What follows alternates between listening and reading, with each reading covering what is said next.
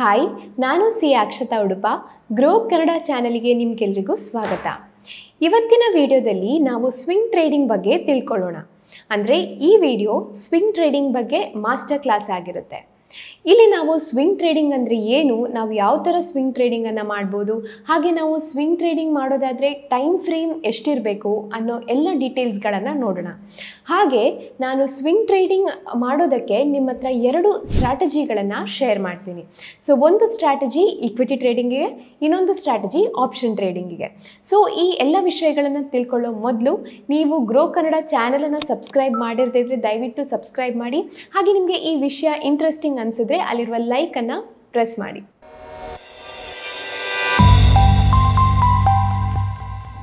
So ಮೊದಲಿಗೆ swing trading ಅಂದರೆ ಏನು ಅಂತ ತಿಳ್ಕೊಳ್ಳೋಣ.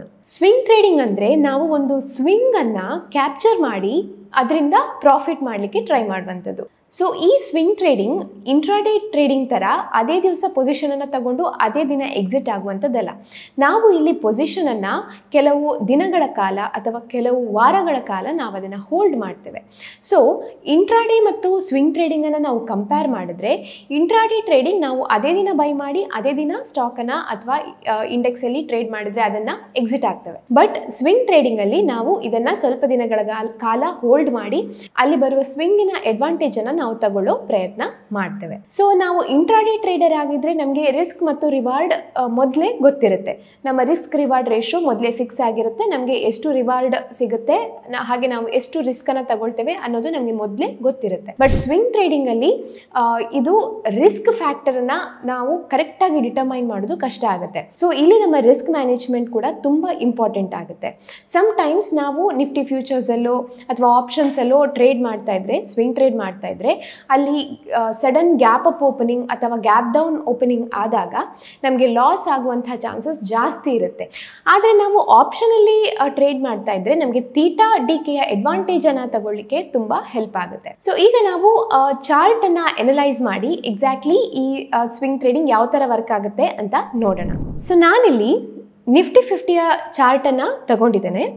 ನೀವಿಲ್ಲಿ ನೋಡ್ಬೋದು, ನಾವು ಶಾರ್ಟರ್ ಟೈಮ್ ಫ್ರೇಮಲ್ಲಿ ಅಂದರೆ 5 ಮಿನಿಟ್ಸ್ ಟೈಮ್ ಫ್ರೇಮಲ್ಲಿ ಇಟ್ಕೊಂಡ್ರೆ ನಮಗೆ ಇಲ್ಲಿ ಕ್ಲಿಯರ್ ಆಗಿ ಒಂದು ಟ್ರೆಂಡ್ ಅಥವಾ ಕ್ಲಿಯರ್ ಆಗಿ ನಿಫ್ಟಿ ಯಾವ ಥರ ಮೂವ್ ಆಗ್ತಾ ಇದೆ ಅನ್ನುವ ಐಡಿಯಾ ನಮಗೆ ಸಿಗೋದಿಲ್ಲ.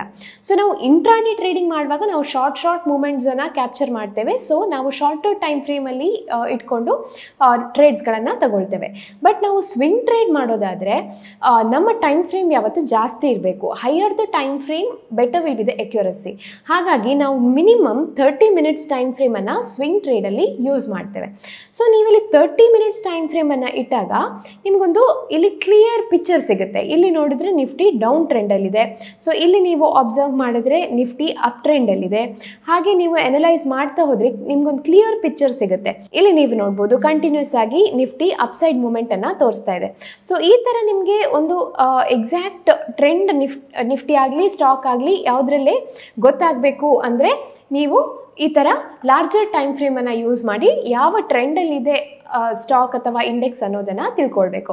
ಆಗ ನಿಮಗೆ ಬೈ ಸೈಡಲ್ಲಿ ಟ್ರೇಡ್ ಮಾಡಬೇಕಾ ಸೆಲ್ ಸೈಡಲ್ಲಿ ಟ್ರೇಡ್ ಮಾಡಬೇಕಾ ಅನ್ನೋದರ ಕ್ಲಾರಿಟಿ ನಿಮಗೆ ಸಿಗುತ್ತೆ. ಸೊ ನಿಮಗೆ ಈ ಥರ ಲಾರ್ಜರ್ ಟೈಮ್ ಫ್ರೇಮಲ್ಲಿ ಎಕ್ಸಾಕ್ಟ್ ನಿಫ್ಟಿಯ ಮೂವ್ಮೆಂಟ್ ಗೊತ್ತಾದಾಗ ನೀವು ಪ್ರೈಸ್ ಆ್ಯಕ್ಷನ್ ಅಥವಾ ಡೋ ಥಿಯರಿಯನ್ನು ಯೂಸ್ ಮಾಡಿಕೊಂಡು ನಿಮ್ಮ ಸ್ವಿಂಗ್ ಟ್ರೇಡ್ಸ್ಗಳನ್ನು ಪ್ಲ್ಯಾನ್ ಮಾಡ್ಬೋದು. ಅಂದರೆ ನೀವು ಫಾರ್ ಎಕ್ಸಾಂಪಲ್ ನಿಫ್ಟಿ ಫ್ಯೂಚರ್ಸಲ್ಲಿ ಸ್ವಿಂಗ್ ಟ್ರೇಡ್ ಮಾಡ್ತಾ ಇದ್ರೆ ಇಲ್ಲಿ ನೀವು ಅಬ್ಸರ್ವ್ ಮಾಡ್ಬೋದು ಕ್ಲಿಯರ್ ಆಗಿ ನಿಮಗೆ ಅಪ್ ಟ್ರೆಂಡ್ ಕಾಣಿಸ್ತಾ ಇದೆ. ರೈಟ್, ಇಲ್ಲಿ ಕ್ಲಿಯರ್ ಆಗಿ ಲೋ ಫಾರ್ಮ್ ಆಯಿತು, ನೆಕ್ಸ್ಟ್ ಹೈ ಫಾರ್ಮ್ ಆಯಿತು, ನೆಕ್ಸ್ಟ್ ಹೈಯರ್ ಲೋ ಫಾರ್ಮ್ ಆಯಿತು, ನೆಕ್ಸ್ಟ್ ಹೈಯರ್ ಹೈ ಫಾರ್ಮ್ ಆಯಿತು. ಸೊ ಡೋ ಥಿಯರಿಯ ಪ್ರಕಾರ ಯಾವಾಗ ನಮಗೆ ಹೈಯರ್ ಹೈಸ್ ಮತ್ತು ಹೈಯರ್ ಲೋಸ್ ಫಾರ್ಮ್ ಆಗ್ತಾ ಹೋಗುತ್ತೋ ಆಗ ನಾವು ಆ ಸ್ಟಾಕ್ ಅಥವಾ ನಿಫ್ಟಿ ಅಪ್ ಟ್ರೆಂಡಲ್ಲಿದೆ ಅಂತ ಕನ್ಫರ್ಮ್ ಮಾಡ್ಕೊಳ್ತೇವೆ. ಸೊ ಇಲ್ಲಿ ನೀವು ನೋಡಿದ್ರೆ ಕಂಟಿನ್ಯೂಸ್ ಆಗಿ ನಿಫ್ಟಿ ಅಪ್ ಟ್ರೆಂಡಲ್ಲಿರೋದ್ರಿಂದ ಸೊ ನೀವಿಲ್ಲಿ ಈಸಿಲಿ ಸ್ವಿಂಗ್ ಟ್ರೇಡ್ ಎಕ್ಸಿಕ್ಯೂಟ್ ಮಾಡಿ ಆ ಸ್ವಿಂಗಿನ ಅಡ್ವಾಂಟೇಜನ್ನು ತಗೊಳ್ಬೋದು. ಹಾಗೆ ನೀವು ಇದನ್ನು ಟ್ರೇಲ್ ಮಾಡ್ತಾ ಕೂಡ ಹೋಗ್ಬೋದು. ಸ್ಟಾಪ್ ಲಾಸ್ ಅನ್ನು ಟ್ರೇಲ್ ಮಾಡ್ತಾ ಹೋದಾಗ ನಿಮಗೆ ಆ ಕಂಪ್ಲೀಟ್ ರ್ಯಾಲಿಯ ಅಡ್ವಾಂಟೇಜ್ ತಗೊಳ್ಳಿಕ್ಕೆ ಸಾಧ್ಯ ಆಗುತ್ತೆ. ಇನ್ನು ನೀವು ಕೆಲವು ಇಂಡಿಕೇಟರ್ಸ್ಗಳನ್ನು ಯೂಸ್ ಮಾಡಿ ಕೂಡ ಸ್ವಿಂಗ್ ಟ್ರೇಡಿಂಗನ್ನು ಮಾಡ್ಬೋದು. ಫಾರ್ ಎಕ್ಸಾಂಪಲ್ ನಾನು ಸಿಂಪಲ್ ಆಗಿರುವಂತಹ ಮೂವಿಂಗ್ ಆ್ಯಾವ್ರೇಜನ್ನು ತಗೊಂಡು ಯಾವ ಥರ ನೀವು ಟ್ರೇಡ್ ಮಾಡ್ಬೋದು ಅಂತ ತೋರಿಸ್ತೀನಿ. ಸೊ ನೀವಿಲ್ಲಿ ಇಂಡಿಕೇಟರ್ಸಿಗೆ ಹೋಗಿ ಮೂವಿಂಗ್ ಆ್ಯಾವ್ರೇಜ್ ಅಂತ ಟೈಪ್ ಮಾಡಿದ್ರೆ ನಿಮಗೆ ಇಲ್ಲಿ ಮೂವಿಂಗ್ ಆ್ಯಾವ್ರೇಜ್ ಇಂಡಿಕೇಟರ್ ಸಿಗುತ್ತೆ. ಸೊ ನಾನು ಈಗ 2 ಮೂವಿಂಗ್ ಆ್ಯಾವ್ರೇಜಸನ್ನು ಯೂಸ್ ಮಾಡ್ತೀನಿ.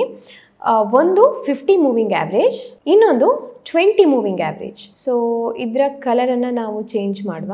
Let's keep it at red. So 20 moving ಆ್ಯಾವ್ರೇಜನ್ನು ನಾನಿಲ್ಲಿ ರೆಡ್ಡಲ್ಲಿ ತೋರಿಸಿದ್ದೇನೆ, ಹಾಗೆ 50 ಮೂವಿಂಗ್ ಆ್ಯಾವ್ರೇಜ್ ಈ ಬ್ಲೂ ಕಲರ್ ಲೈನ್. ಸೊ ಇಲ್ಲಿ ನೀವು ಅಬ್ಸರ್ವ್ ಮಾಡಿದ್ರೆ ಈ fast moving average, slow moving ಆ್ಯಾವ್ರೇಜನ್ನು ಬ್ರೇಕ್ ಮಾಡಿದಾಗ ನೀವು ನಿಮ್ಮ ಸ್ವಿಂಗ್ ಟ್ರೇಡನ್ನು ಎಕ್ಸಿಕ್ಯೂಟ್ ಮಾಡ್ಬೋದು. So somewhere at this point ನೀವು ಎಂಟ್ರಿ ಆದರೆ ನೀವು ಈ ಪ್ರತಿ ಸ್ವಿಂಗ್ ಲೋಸ್ಗಳನ್ನು ಟ್ರೈಲ್ ಮಾಡ್ತಾ ನೀವು ಈ ಎಂಟೈರ್ ರ್ಯಾಲಿಯ ಅಡ್ವಾಂಟೇಜನ್ನು ನೀವು ತಗೊಳ್ಬೋದು. ಸೊ ಅದೇ ಥರ ನಾವು ಇಲ್ಲಿ ನೋಡೋದಾದರೆ ಆಲ್ಮೋಸ್ಟ್ ಈ ಲೆವೆಲಿಂದ ಈ ಲೆವೆಲ್ ತನಕ ನಮಗೆ ಈ ರ್ಯಾಲಿಯ ಅಡ್ವಾಂಟೇಜ್ ಅಥವಾ ಸ್ವಿಂಗಿನ ಅಡ್ವಾಂಟೇಜ್ ತಗೊಳ್ಳಿಕ್ಕೆ ಸಾಧ್ಯ ಆಗುತ್ತೆ. ಸೊ ಇಲ್ಲಿ ನೋಡಿದ್ರೆ ನೀವು ಆಲ್ಮೋಸ್ಟ್ ಈ ಲೆವೆಲಲ್ಲಿ ನಮಗೆ ಎಂಟ್ರಿ ಸಿಗುತ್ತೆ, ಹಾಗೆ ನಿಫ್ಟಿ ಒಳ್ಳೆ ಡೌನ್ ಸೈಡ್ ಮೂಮೆಂಟನ್ನು ತೋರಿಸುತ್ತೆ. ಸೊ ಆಲ್ಮೋಸ್ಟ್ 22,350 ಲೆವೆಲಿಂದ 22,900 ಲೆವೆಲ್ ತನಕ ನಿಫ್ಟಿ ಒಳ್ಳೆಯ ಫಾಲ್ ಕೊಡುತ್ತೆ. ಸೊ ಇಲ್ಲಿ ಕೂಡ ನೀವು ಸೆಲ್ಲಿಂಗನ್ನು ಮಾಡ್ಬೋದು. ಸೊ ಈ ಥರ ನೀವು ಇಂಡಿಕೇಟರ್ಸನ್ನು ಯೂಸ್ ಮಾಡಿಕೊಂಡು ಕೂಡ ಸ್ವಿಂಗ್ ಟ್ರೇಡ್ಸ್ಗಳನ್ನು ತಗೊಳ್ಬೋದು. ಇನ್ನೊಂದು ವೇ ಆಫ್ ಟ್ರೇಡಿಂಗ್ ಏನಂದರೆ, ನೀವು ಇಲ್ಲಿರುವ ಟೂಲ್ಸನ್ನು ಯೂಸ್ ಮಾಡಿಕೊಂಡು ಕೂಡ ಟ್ರೇಡ್ಸ್ಗಳನ್ನು ತಗೊಳ್ಬೋದು. ಅಂದರೆ ಫಾರ್ ಎಕ್ಸಾಂಪಲ್ ನೀವೀಗ ಇಲ್ಲಿ ಫಿಬೋನಾಚಿ ಟೂಲನ್ನು ಕೂಡ ಯೂಸ್ ಮಾಡ್ಬೋದು. ಅಂದರೆ ಇದು ಇಂಡಿಕೇಟರ್ಸಲ್ಲಿ ಇರೋದಿಲ್ಲ, ಟೂಲ್ಸ್ ಎಲ್ಲ ಇಲ್ಲಿ ನಿಮಗೆ ಸೈಡಲ್ಲಿ ಡಿಸ್ಪ್ಲೇ ಆಗುತ್ತೆ. ಸೊ ಇಲ್ಲಿ ನೀವು ಕ್ಲಿಕ್ ಮಾಡಿದ್ರೆ ಇಲ್ಲಿ ಫಿಬೋನಾಚಿ ರಿಟ್ರೇಸ್ಮೆಂಟ್ ಅಂತ ಕಾಣಿಸುತ್ತೆ. ಸೊ ಈ ಟೂಲನ್ನು ಕೂಡ ನೀವು ಸ್ವಿಂಗ್ ಟ್ರೇಡಿಗೆ ಯೂಸ್ ಮಾಡ್ಬೋದು. ನೀವು ಇದನ್ನು ಇಲ್ಲಿ ಸೆಲೆಕ್ಟ್ ಮಾಡ್ಕೊಳ್ಬೇಕು. ಯಾವತ್ತೂ ಫಿಬೋನಾಚಿಯನ್ನು ಯೂಸ್ ಮಾಡೋದು ಲೋವೆಸ್ಟ್ ಮತ್ತು ಹೈಯೆಸ್ಟ್ ಪಾಯಿಂಟ್ಗಳನ್ನು ಜಾಯಿನ್ ಮಾಡೋದ್ರ ಮೂಲಕ. ಸೊ ಇಲ್ಲಿ ನೀವು ನೋಡ್ಬೋದು ನಿಫ್ಟಿ ಡೌನ್ ಟ್ರೆಂಡಲ್ಲಿದೆ. ಸೊ ನಾವು ಸಮ್ವೇರ್ ಆಟ್ ದಿಸ್ ಪಾಯಿಂಟ್ ಇದ್ದೇವೆ ಅಂತ ನಾವು ಅಸ್ಯೂಮ್ ಮಾಡಿದ್ರೆ ಇಲ್ಲಿಂದ ಅಂದರೆ ಟಾಪ್ ಮೋಸ್ಟ್ ಪಾಯಿಂಟಿಂದ ಈ ಲೋವೆಸ್ಟ್ ಪಾಯಿಂಟ್ ತನಕ ನಾನು ಫಿಬೋನಾಚಿಯನ್ನು ಹಾಕಿ ಅದನ್ನು ಎಕ್ಸ್ಟೆಂಡ್ ಮಾಡ್ತೇನೆ. ಸೊ ಫಾರ್ ಎಕ್ಸಾಂಪಲ್ ನಾವೀಗ market somewhere at this point trade ಆಗ್ತಾ ಇದೆ ಅಂತ ಅಂದ್ಕೊಳ್ಳೋಣ. ಸೊ ನಾವೀಗ ಈ ಹೈಯೆಸ್ಟ್ ಪಾಯಿಂಟ್ ಮತ್ತು ಈ ಲೋವೆಸ್ಟ್ ಪಾಯಿಂಟನ್ನು ಜಾಯಿನ್ ಮಾಡಿದ್ವಿ, ಇದನ್ನು ಮತ್ತೆ ನಾವು ಫರ್ದರ್ ಎಕ್ಸ್ಟೆಂಡ್ ಮಾಡಿದ್ವಿ. ಸೊ ನಾವು ಈ ಪಾಯಿಂಟಲ್ಲಿದ್ದಾಗ ನಾವು ಅಬ್ಸರ್ವ್ ಮಾಡಬೇಕಾದದ್ದು ಯಾವ ಪಾಯಿಂಟಿಂದ ಮಾರ್ಕೆಟ್ ರಿಟ್ರೇಸ್ ಆಗುತ್ತೆ, ಯಾವ ಪಾಯಿಂಟಿಂದ ಮಾರ್ಕೆಟ್ ರಿವರ್ಸ್ ಆಗುತ್ತೆ. ಸೊ ಇಲ್ಲಿ ನಿಫ್ಟಿ ಕಂಟಿನ್ಯೂಸ್ ಡೌನ್ ಸೈಡ್ ಮೂಮೆಂಟನ್ನು ತೋರಿಸ್ತು, ಆಮೇಲೆ ಇಲ್ಲಿ ಪುಲ್ ಬ್ಯಾಕ್ ಆಗ್ತಾ ಇದೆ. So to what extent pull back ಆಗುತ್ತೆ ಅನ್ನೋದನ್ನು ನಾವು ನೋಡಬೇಕಾಗುತ್ತೆ. ಸೊ ಇಲ್ಲಿ ನೀವು ಅಬ್ಸರ್ವ್ ಮಾಡಿದ್ರೆ ಎಕ್ಸಾಕ್ಟ್ಲಿ ಅಟ್ 0.5 ಲೆವೆಲ್ ನಾವು ರಿಜೆಕ್ಷನನ್ನು ನೋಡಿದ್ವಿ. ಸೊ ಇಲ್ಲಿಂದ ನಿಫ್ಟಿ ಮತ್ತೆ ಒಳ್ಳೆ ಫಾಲನ್ನು ಕೊಟ್ಟಿದೆ. ಸೊ ಈ ಥರ ನಾವು ಫಿಬೋನಾಚಿಯನ್ನು ಯೂಸ್ ಮಾಡಿಕೊಂಡು ಕೂಡ ನೆಕ್ಸ್ಟ್ ಪ್ರೊಬ್ಯಾಬಲ್ ಮೂಮೆಂಟನ್ನು ಗೆಸ್ ಮಾಡ್ಬೋದು. ಸೊ ಸಿನ್ಸ್ ಇಲ್ಲಿ ನಮಗೆ 0.5 ರಿಜೆಕ್ಷನ್ ಸಿಕ್ಕಿರೋದ್ರಿಂದ ಇಲ್ಲಿ ಕೂಡ ನಾವು ಸೆಲ್ಲಿಂಗನ್ನು ಮಾಡ್ಬೋದು.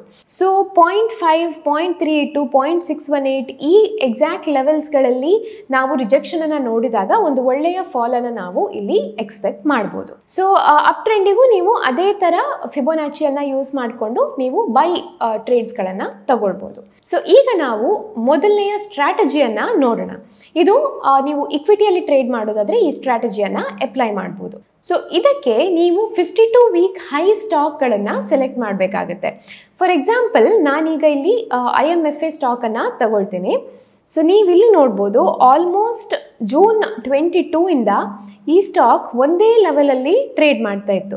ಸೊ ನಾನಿಲ್ಲಿ ಒಂದು ಹೊರಿಜಾಂಟಲ್ ಲೈನನ್ನು ಡ್ರಾ ಮಾಡಿದ್ರೆ ನೀವಿಲ್ಲಿ ನೋಡ್ಬೋದು ಅರೌಂಡ್ 334 ಲೆವೆಲ್, ಅದೇ ಲೆವೆಲಲ್ಲಿ ಮೋರ್ ದೆನ್ 1 ಇಯರ್ ಈ ಸ್ಟಾಕ್ ಟ್ರೇಡ್ ಮಾಡ್ತಾ ಇತ್ತು. ಇಲ್ಲಿಂದ ಅಬೌವ್ ಇದು ಹೋಗಲೇ ಇಲ್ಲ.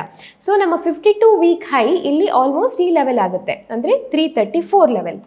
ಸೊ ನೀವಿಲ್ಲಿ ಅಬ್ಸರ್ವ್ ಮಾಡಿದ್ರೆ ಇದು 52 ವೀಕ್ ಹೈ ಆಗಿರೋದ್ರಿಂದ ಸ್ಟಾಕ್ ಈ ಪಾಯಿಂಟ್ ಹತ್ರ ಬಂದಾಗ ಅಲ್ಲಿ ನಾವು ಒಂದು ಸಡನ್ ಮೊಮೆಂಟಮನ್ನು ನೋಡ್ಬೋದು. ಸೊ ಇಲ್ಲಿ ನೀವು ಅಬ್ಸರ್ವ್ ಮಾಡ್ಬೋದು ಸ್ಟಾಕ್ ಈ ಪರ್ಟಿಕ್ಯುಲರ್ ಲೆವೆಲಿಂದ ಬ್ರೇಕ್ಔಟನ್ನು ಕೊಡ್ತು. ಬಟ್ ನಾವು ಬ್ರೇಕ್ಔಟ್ ಕೊಟ್ಟು ಕೂಡಲೇ ಟ್ರೇಡನ್ನು ತಗೊಳ್ಬೇಕಾ? ಇಲ್ಲ, ನಾವು ಇಲ್ಲಿ ವೆಯ್ಟ್ ಮಾಡಿ ನೋಡಬೇಕು. ಯಾವಾಗ ಸ್ಟಾಕ್ ಇಲ್ಲಿ ಬ್ರೇಕ್ಔಟನ್ನು ಕೊಟ್ಟು ಮತ್ತೆ ಅಲ್ಲಿ ಸಪೋರ್ಟ್ ತಗೊಂಡು ಅಪ್ಸೈಡ್ ಮೂಮೆಂಟನ್ನು ತೋರಿಸುತ್ತಲ್ಲ, ಆಗ ನಾವು ನಮ್ಮ ಟ್ರೇಡ್ಸ್ಗಳನ್ನು ಪ್ಲ್ಯಾನ್ ಮಾಡ್ಬೋದು. ಸೊ ಡೈರೆಕ್ಟಾಗಿ ಬ್ರೇಕ್ಔಟಲ್ಲಿ ಟ್ರೇಡನ್ನು ತಗೊಳ್ಳದೆ ನಾವು ರಿಟ್ರೇಸ್ಮೆಂಟಿಗೆ ವೆಯ್ಟ್ ಮಾಡಿ ಆಮೇಲೆ ಟ್ರೇಡ್ಸನ್ನು ತಗೊಳ್ಳೋದ್ರಿಂದ ಇಲ್ಲಿ ಪ್ರಿಸಿಷನ್ ಜಾಸ್ತಿ ಆಗುತ್ತೆ. ನಮ್ಮ ಸ್ಟಾಪ್ ಲಾಸ್ ಪ್ರೀವಿಯಸ್ ಸ್ವಿಂಗ್ ಲೋವನ್ನು ನಾವು ಇಡ್ಬೋದು. ಸೊ ಈ ಕೇಸಲ್ಲಿ ನೀವು ನೋಡ್ಬೋದು ಇದು ಪ್ರೀವಿಯಸ್ ಸ್ವಿಂಗ್ ಲೋ ಆಗುತ್ತೆ. ಸೊ ಈ ಲೆವೆಲ್ ಲೆವೆಲಲ್ಲಿ ನಾವು ಸ್ಟಾಪ್ ಲಾಸನ್ನು ಇಟ್ಟರೆ ಆಮೇಲೆ ನೀವು ನೋಡಿದ್ರೆ ಸ್ಟಾಕ್ ಒಳ್ಳೆಯ ಮೂಮೆಂಟನ್ನು ಕೊಟ್ಟಿದೆ. ಸೊ ಇದೇ ಥರ ನಾವು ಇನ್ನೊಂದು ಸ್ಟಾಕನ್ನು ಚೆಕ್ ಮಾಡೋದಾದರೆ ನಿಪ್ಪೋನ್ ಲೈಫ್ ಕನ್ಸಿಡರ್ ಮಾಡೋಣ. ಸೊ ಇಲ್ಲಿ ಕೂಡ ಆಲ್ಮೋಸ್ಟ್ ಈ ಲೆವೆಲ್ ಕಂಟಿನ್ಯೂಸ್ ಆಗಿ ಒಂದು ರೆಸಿಸ್ಟೆನ್ಸ್ ಆಗಿ ವರ್ಕ್ ಆಗಿದೆ. ಸೊ ನೀವಿಲ್ಲಿ ನೋಡಿದ್ರೆ ಆಲ್ಮೋಸ್ಟ್ ಮೇ 22 ಇಂದ ಕಂಟಿನ್ಯೂಸ್ ಆಗಿ ಮೋರ್ ದೆನ್ 1 ಇಯರ್ ಸ್ಟಾಕ್ ಈ ಲೆವೆಲ್ಗಿಂತ ಕೆಳಗೇನೆ ಇತ್ತು. ಸೊ ಇದು 52 ವೀಕ್ ಹೈ ಆಗುತ್ತೆ. ಸೊ ಯಾವಾಗ ಸ್ಟಾಕ್ ಈ ಲೆವೆಲಿಂದ ಬ್ರೇಕ್ಔಟನ್ನು ಕೊಡುತ್ತೋ ನೀವು ಅದನ್ನು ವಾಚ್ ಮಾಡಿ ಇಲ್ಲಿ ಮತ್ತೆ ಆ ಸಪೋರ್ಟ್ ಈ ಲೆವೆಲ್ ಸಪೋರ್ಟ್ ಆಗಿ ಆ್ಯಕ್ಟ್ ಮಾಡಿದಾಗ ನೀವು ನಿಮ್ಮ ಎಂಟ್ರಿಯನ್ನು ಪ್ಲ್ಯಾನ್ ಮಾಡ್ಬೋದು. ಸೊ ಇಂಥ ಕೇಸಸ್ಗಳಲ್ಲಿ ನಾವು easily RR ratio of 1:4 or 1:5 ಇಡ್ಬೋದು. ಅದಲ್ಲದೆ ನೀವು ಸ್ಟಾಪ್ ಲಾಸ್ಗಳನ್ನು ಕೂಡ ಟ್ರೈಲ್ ಮಾಡ್ತಾ ಹೋಗ್ಬೋದು. ಆ ಥರ ಮಾಡೋದ್ರಿಂದ ನೀವು ಎಂಟೈರ್ ರ್ಯಾಲಿಯ ಅಡ್ವಾಂಟೇಜನ್ನು ಕೂಡ ತಗೊಳ್ಬೋದು. ಇನ್ನೊಂದು ಸ್ಟಾಕ್ ಆರ್ ಸಿಸ್ಟಮ್ಸನ್ನು ತಗೊಳ್ಳೋಣ. ಸೊ ಇಲ್ಲಿ ನೀವು ನೋಡಿದ್ರೆ ಇದು ಅಷ್ಟೇ ಫಾರ್ ಅ ಲಾಂಗ್ ಟೈಮ್ ಇಲ್ಲಿ ಈ ಪರ್ಟಿಕ್ಯುಲರ್ ಲೆವೆಲಲ್ಲಿ ಟ್ರೇಡ್ ಮಾಡ್ತಾ ಇತ್ತು, ಅಂದರೆ ಆಲ್ಮೋಸ್ಟ್ 282 ಲೆವೆಲ್ಸ್. ಸೊ ಈ ಲೆವೆಲಿಂದ ಮೇಲೆ ಸ್ಟಾಕ್ ಹೋಗಲೇ ಇಲ್ಲ in that 52 week period.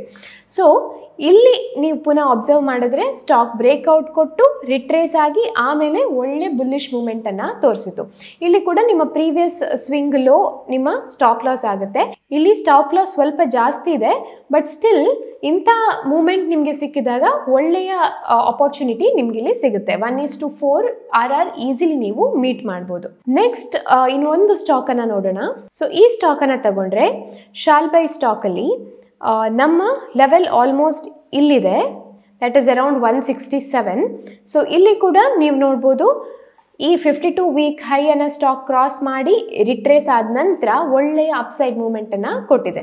So again ಇಲ್ಲಿ ಕೂಡ ನಿಮ್ಮ ಸ್ಟಾಪ್ ಲಾಸ್ ಆಲ್ಮೋಸ್ಟ್ ಈ ಲೆವೆಲಲ್ಲಿ ಇರುತ್ತೆ. ಈಸಿಲಿ 1:4 1:5 RR ರೀಚ್ ಆಗಿದೆ, ನೀವು ಇಲ್ಲಿ ನೋಡ್ಬೋದು. ಆಮೇಲೆ ಸ್ಟಾಕ್ ಒಳ್ಳೆಯ ಅಪ್ಸೈಡ್ ಮೂಮೆಂಟನ್ನು ಫಾರ್ ಅ ಲಾಂಗ್ ಟೈಮ್ ತೋರಿಸಿದೆ. ಸೊ ನಿಮಗೆ ಈ 52 ವೀಕ್ ಹೈ ಸ್ಟಾಕ್ಗಳನ್ನು ಹುಡುಕಬೇಕಾದ್ರೆ ನೀವು NSE ವೆಬ್ಸೈಟಲ್ಲಿ ಕೂಡ ನೋಡ್ಬೋದು, ಅಥವಾ ಬೇರೆ ಯಾವುದಾದ್ರೂ ಸ್ಕ್ರೀನರ್ಸನ್ನು ಕೂಡ ನೀವು ಡಿಪೆಂಡ್ ಆಗ್ಬೋದು. ಸೊ 52 ವೀಕ್ ಹೈಯಲ್ಲಿರುವಂತಹ ಸ್ಟಾಕ್ಗಳನ್ನು ಸೆಲೆಕ್ಟ್ ಮಾಡಿಕೊಂಡು ಅದನ್ನು ನೀವು ವಾಚ್ ಲಿಸ್ಟ್ ಅಲ್ಲಿ ಇಟ್ಟು ಈ ಸ್ಟ್ರಾಟಜಿ ಮುಖಾಂತರ ನೀವು ಸ್ವಿಂಗ್ ಟ್ರೇಡ್ ಅನ್ನ ಮಾಡಬಹುದು. ಅದೇ ನೀವು ನಿಫ್ಟಿ ಅಥವಾ ಬ್ಯಾಂಕ್ ನಿಫ್ಟಿಯಲ್ಲಿ ಆಪ್ಷನ್ಸ್ ಅಥವಾ ಫ್ಯೂಚರ್ಸ್ ಅಲ್ಲಿ ಟ್ರೇಡ್ ಮಾಡ್ತಾ ಇದ್ರೆ ಡೈರೆಕ್ಟ್ ಆಗಿ ಈ ತರ ಪೊಸಿಷನ್ಸ್ ಅನ್ನ ತಗೊಂಡು ವೇಟ್ ಮಾಡೋದಕ್ಕೆ ಸಾಧ್ಯ ಆಗೋದಿಲ್ಲ. ಯಾಕಂದ್ರೆ ಆಸ್ ಐ ಸೆಡ್ ಅಲ್ಲಿ ಗ್ಯಾಪ್ ಅಪ್ ಗ್ಯಾಪ್ ಡೌನ್ ಆಗುವಂತಹ ಚಾನ್ಸಸ್ ಜಾಸ್ತಿ ಇರುತ್ತೆ. ಹಾಗೆ ಆ ತರ ಆದಾಗ ನಿಮ್ಮ ಸ್ಟಾಪ್ ಲಾಸ್ ಟ್ರಿಗರ್ ಆಗದೆ ನೀವು ದೊಡ್ಡ ಲಾಸಸ್ ಅಲ್ಲಿ ಎಂಡ್ ಅಪ್ ಆಗುವ ಚಾನ್ಸಸ್ ಕೂಡ ಜಾಸ್ತಿ ಇರುತ್ತೆ. ಹಾಗಾಗಿ ಇಲ್ಲಿ ಹೆಡ್ಜ್ ಮಾಡೋದು ತುಂಬಾ ಇಂಪಾರ್ಟೆಂಟ್ ಆಗುತ್ತೆ. ಫಾರ್ ಎಕ್ಸಾಂಪಲ್ ನೀವು ನಿಫ್ಟಿ ಫ್ಯೂಚರ್ಸ್ ಅನ್ನ ಸೆಲ್ ಮಾಡಿದ್ರೆ ನೀವು OTM ಕಾಲ್ ಆಪ್ಷನ್ಸ್ ಅನ್ನ ಬೈ ಮಾಡಿ ಇಟ್ಕೋಬೇಕು. ಈ ತರ ಹೆಡ್ಜ್ ಮಾಡೋದ್ರಿಂದ in case gap up opening ಆದ್ರೂ ಕೂಡ ನಿಮ್ಗೆ ಹೆಚ್ಚಿನ ಲಾಸಸ್ ಆಗೋದಿಲ್ಲ. ನಿಮ್ಮ ಲಾಸಸ್ ಲಿಮಿಟೆಡ್ ಆಗಿರುತ್ತೆ, ಪ್ರೀ ಡಿಫೈನ್ಡ್ ಆಗಿರುತ್ತೆ. ಅದೇ ತರ ನೀವು ನಿಫ್ಟಿ ಫ್ಯೂಚರ್ಸ್ ಅನ್ನ ಬೈ ಮಾಡಿದ್ರೆ ನೀವು OTM ಪುಟ್ ಆಪ್ಷನ್ಸ್ ಅನ್ನ ಬೈ ಮಾಡಿ ಇಟ್ಕೋಬೇಕು. ಅಂದ್ರೆ ನೀವು ಎಸೆನ್ಷಿಯಲಿ ಇಲ್ಲಿ ಪೊಸಿಷನ್ಸ್ ಅನ್ನ ಹೆಡ್ಜ್ ಮಾಡ್ತಾ ಇದ್ದೀರಾ. ಈ ತರ ಮಾಡೋದ್ರಿಂದ ನಿಮ್ಮ ಲಾಸ್ ಲಿಮಿಟೆಡ್ ಆಗಿರುತ್ತೆ, ನಿಮ್ಗೆ ಮೊದಲೇ ಗೊತ್ತಿರುತ್ತೆ ಲಾಸ್ ಎಷ್ಟು ಆಗ್ಬೋದು ಅಂತ.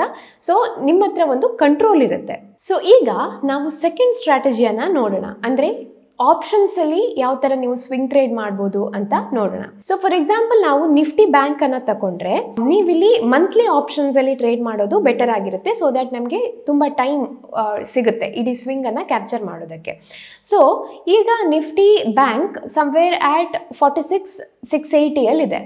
ಸೊ ನೀವು ಮೊದಲು ಏನು ಮಾಡ್ಬೋದಂದ್ರೆ ಈ ಮೂಮೆಂಟನ್ನೆಲ್ಲ ನೋಡಿಕೊಂಡು ನಿಮ್ಮ ಅನಾಲಿಸಿಸ್ ಅನ್ನು ಮಾಡಿಕೊಂಡು ನಿಫ್ಟಿ ಸಾಧಾರಣ ಯಾವ ರೇಂಜಲ್ಲಿ ಎಕ್ಸ್ಪೈರ್ ಆಗ್ಬೋದು ಅನ್ನೋದನ್ನು ನೀವು ನೋಡ್ಕೊಳ್ಬೇಕು. ಸೊ ನಾನೀಗ ಬ್ಯಾಂಕ್ ನಿಫ್ಟಿ ಅರೌಂಡ್ 47,300 ಒಳಗೆ ಎಕ್ಸ್ಪೈರ್ ಆಗುತ್ತೆ ಅಂತ ಎಸ್ಯೂಮ್ ಮಾಡಿದ್ರೆ ನಾನು ಒಂದು ಈ ಲೆವೆಲ್ ಅನ್ನು ತಗೊಳ್ಬೋದು. ಹಾಗೆ ಡೌನ್ ಸೈಡ್ ಅಲ್ಲಿ ಅರೌಂಡ್ 46,000ಗಿಂತ ಕೆಳಗಡೆ ಬ್ಯಾಂಕ್ ನಿಫ್ಟಿ ಹೋಗಲ್ಲ ಅಂತ ನಾನು ಅನಲೈಸ್ ಮಾಡಿದ್ರೆ, ಎಗೇನ್ ಇದು ನನ್ನ ಅನಾಲಿಸಿಸ್ ಅಲ್ಲ, ಜಸ್ಟ್ ಎಕ್ಸಾಂಪಲ್ಗೆ ನಿಮ್ಗೆ ಇದನ್ನ ನಾನು ತೋರಿಸ್ತಾ ಇದ್ದೀನಿ. ಸೊ ಈ ತರ ನಮ್ಮ ಎಸಂಪ್ಷನ್ ಇದ್ದಲ್ಲಿ ನಾನು 47,300 ಅಲ್ಲಿ ಕಾಲ್ ಅನ್ನ ಸೆಲ್ ಮಾಡ್ಬೋದು, ಹಾಗೆ 46,000 ಪುಟ್ ಅನ್ನ ನಾನು ಸೆಲ್ ಮಾಡ್ಬೋದು. ಅಂದ್ರೆ ಬೇಸಿಕಲಿ ನಾನಿಲ್ಲಿ ಸ್ಟ್ರಾಂಗಲ್ ಅನ್ನ ಮಾಡ್ತಾ ಇದ್ದೇನೆ. So in case bank Nifty ಈ ರೇಂಜ್ ಒಳಗಡೆ ಎಕ್ಸ್ಪೈರ್ ಆದ್ರೆ ನಾನು ಕಲೆಕ್ಟ್ ಮಾಡಿದಂತಹ ಪ್ರೀಮಿಯಂ ಎರಡು ಸೈಡ್ ಅಲ್ಲಿ 0 ಆಗುತ್ತೆ. ಸೊ ಅಷ್ಟು ಅಮೌಂಟ್ ನನಗೆ ಸಿಗುತ್ತೆ. ಸೊ ಈ ತರ ಮಾಡೋದ್ರಿಂದ ನಾವು ಥೀಟಾ ಡಿಕೆಯ ಕಂಪ್ಲೀಟ್ ಅಡ್ವಾಂಟೇಜ್ ಅನ್ನ ತಗೊಳ್ಬಹುದು. ಬಟ್ ಎವ್ರಿ ಟೈಮ್ ಇದು ಹೀಗೆ ಆಗುತ್ತಾ, ಇದೇ ರೇಂಜ್ ಅಲ್ಲಿ ಬ್ಯಾಂಕ್ ನಿಫ್ಟಿ ಎಕ್ಸ್ಪೈರ್ ಆಗುತ್ತಾ? ಹೇಳಕ್ಕೆ ಬರಲ್ಲ. ಸೊ ನಾವೇನು ಮಾಡಬೇಕು, ಹೆಜ್ಜಿಂಗ್ ಮಾಡಬೇಕಾಗತ್ತೆ. ಸೊ ಫಾರ್ ಎಕ್ಸಾಂಪಲ್ ನಾನು ಈ ರೇಂಜ್ ಒಳಗೆ ಬ್ಯಾಂಕ್ ನಿಫ್ಟಿ ಎಕ್ಸ್ಪೈರ್ ಆಗುತ್ತೆ ಅಂತ ಅಂದ್ಕೊಂಡ್ರೆ ಇದನ್ನು ಸೇಫ್ ಗಾರ್ಡ್ ಮಾಡೋದಕ್ಕೆ ಅರೌಂಡ್ 48,000 ಕಾಲನ್ನು ನಾನು ಬೈ ಮಾಡ್ತೇನೆ. ಅಂದರೆ ಸ್ವಲ್ಪ ಫಾರ್ OTM ಹೋಗಿ ಪ್ರೀಮಿಯಮನ್ನು ನೋಡಿಕೊಂಡು ಕಮ್ಮಿ ಪ್ರೀಮಿಯಮಿಗೆ ಸಿಗುವಂತಹ ಸ್ಟ್ರೈಕನ್ನು ನಾನು ಸೆಲೆಕ್ಟ್ ಮಾಡಿ ಅರೌಂಡ್ 48,000 ಕಾಲನ್ನು ಬೈ ಮಾಡಿಟ್ಕೊಳ್ತೇನೆ. ಅದೇ ಥರ ಇಲ್ಲಿ ಕೂಡ ಅರೌಂಡ್ 45,500 ಪುಟ್ಟನ್ನು ನಾನು ಬೈ ಮಾಡಿಟ್ಕೊಳ್ತೇನೆ. ಈ ಥರ ಮಾಡೋದ್ರಿಂದ ನಾನು ಈ 2 ಪೊಸಿಷನ್ಗಳನ್ನು ಆಲ್ರೆಡಿ ಹೆಜ್ ಮಾಡಿ ಇಟ್ಕೊಂಡಿದ್ದೇನೆ. ಇನ್ ಕೇಸ್ ಬ್ಯಾಂಕ್ ನಿಫ್ಟಿ ಈ ರೇಂಜಿಂದ ಹೊರಗೆ ಹೋದರೂ ಕೂಡ to the extent of my hedge ನಾನು ನನ್ನ ಲಾಸಸ್ಸನ್ನು ಲಿಮಿಟ್ ಮಾಡ್ತೇನೆ. ಸೊ ಈ ಥರ ನಾವು ನಮ್ಮ ಸ್ಟ್ರಾಟಜೀಸ್ಗಳನ್ನು ಪ್ಲ್ಯಾನ್ ಮಾಡೋದ್ರಿಂದ ಈವನ್ ಇಫ್ ನಮ್ಮ ಪ್ರಿಡಿಕ್ಷನ್ ಕರೆಕ್ಟ್ ಆಗದಿದ್ರೂ ನಾವು ನಮ್ಮ ಲಾಸನ್ನು ಲಿಮಿಟ್ ಮಾಡ್ಕೊಳ್ಳೋದಕ್ಕೆ ಇದು ಹೆಲ್ಪ್ ಆಗುತ್ತೆ. ಸೊ ಯಾವತ್ತೇ ನಾವು ಫ್ಯೂಚರ್ಸ್ ಆ್ಯಂಡ್ ಆಪ್ಷನ್ಸಲ್ಲಿ ಟ್ರೇಡ್ ಮಾಡೋದಿದ್ರೆ, ಸ್ವಿಂಗ್ ಟ್ರೇಡ್ ಮಾಡೋದಿದ್ರೆ ನಮ್ಮ ಪೊಸಿಷನ್ಸನ್ನು ಹೆಜ್ ಮಾಡಿ ಇಡುವಂಥದ್ದು ತುಂಬ ಇಂಪಾರ್ಟೆಂಟ್ ಆಗುತ್ತೆ. ಸೊ ಇವತ್ತಿನ ವಿಡಿಯೋದಲ್ಲಿ ನಾವು ಬೇಸಿಕ್ ಆಗಿ ಸ್ವಿಂಗ್ ಟ್ರೇಡ್ ಬಗ್ಗೆ ತಿಳ್ಕೊಂಡ್ವಿ. ಹಾಗೆ ಇಕ್ವಿಟಿಗೆ ನಾವು ಯಾವ ಥರ ಸ್ಟ್ರಾಟಜಿಯನ್ನು ಮಾಡ್ಬೋದು ಅಂತ ನೋಡಿದ್ವಿ. ಹಾಗೆ ನಾವು ಬೇಸಿಕ್ ಮೂವಿಂಗ್ ಆ್ಯಾವ್ರೇಜ್ ಅಥವಾ ಫಿಬೊನಾಚಿಯನ್ನು ಯೂಸ್ ಮಾಡಿಕೊಂಡು ಯಾವ ಥರ ಸ್ವಿಂಗ್ ಟ್ರೇಡ್ಸನ್ನು ಪ್ಲ್ಯಾನ್ ಮಾಡ್ಬೋದು ಅಂತ ನೋಡಿದ್ವಿ. ಹಾಗೆ ನಾವು ಆಪ್ಷನ್ ಟ್ರೇಡಿಂಗಿಗೂ ಕೂಡ ಒಂದು ಸ್ಟ್ರಾಟಜಿಯನ್ನು ನೋಡಿದ್ವಿ. ಸೊ ಇಲ್ಲಿಗೆ ನಿಮಗೆ ಸ್ವಿಂಗ್ ಟ್ರೇಡ್ ಬಗ್ಗೆ ಒಂದು ಬೇಸಿಕ್ ಐಡಿಯಾ ಸಿಕ್ತು ಅನ್ಕೋತೀನಿ. ಸೊ ಈ ವಿಡಿಯೋ ನಿಮ್ಗೆ ಇಷ್ಟ ಆಗಿದ್ರೆ ದಯವಿಟ್ಟು ಲೈಕ್ ಮಾಡಿ, ಹಾಗೆ ಅಗತ್ಯ ಇರುವವರೊಂದಿಗೆ ಇದನ್ನು ಶೇರ್ ಮಾಡಿ. ನಾವು ಮಾಡುವಂತಹ ಎಲ್ಲ ವಿಡಿಯೋಗಳು ಎಜುಕೇಷನ್ ಪರ್ಪಸ್ಸಿಗೆ ಮಾತ್ರ, ಇದು ಯಾವುದೇ ರೀತಿಯ ಬೈ ಸೆಲ್ ರೆಕಮೆಂಡೇಶನ್ ಅಲ್ಲ. ಮತ್ತೆ ಸಿಗ್ತೀವಿ ಇನ್ನಷ್ಟು ಇನ್ಫಾರ್ಮೇಟಿವ್ ಕಂಟೆಂಟ್ಗಳೊಂದಿಗೆ. ಅಲ್ಲಿ ತನಕ ಟೇಕ್ ಕೇರ್, ಬಾಯ್ ಬಾಯ್.